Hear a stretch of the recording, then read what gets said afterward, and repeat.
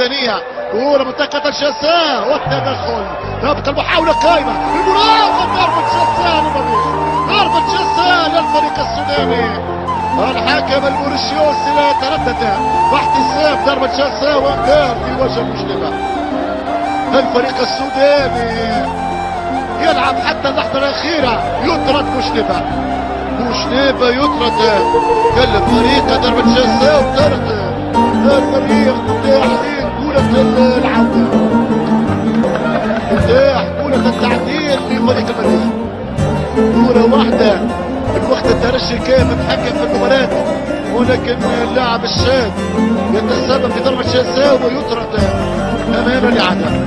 كرة داخل المنطقة، هنا الارتماء والتباين واضح، تدخل واضح والضرب مستحق.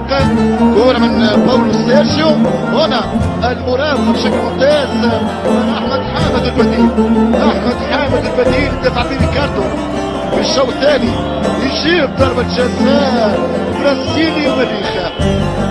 يتقدم باولو سيرجيو يساوي اختار باولو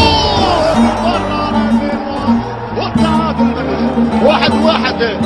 يعادل المريخ هدف في كل شبكة. الترجي كان قريب من تحقيق الفوز، كان قريب من الفوز ذهابا وايابا لاول مرة على المريخ، ولكن الفريق السوداني رفض الخسارة في بنينا، يرفض ان يخسر على هذا الميدان في علامة الجزاء، ينجح في تحويلها داخل الشباك، هدف مقابل هدف في هذه القمة العربية.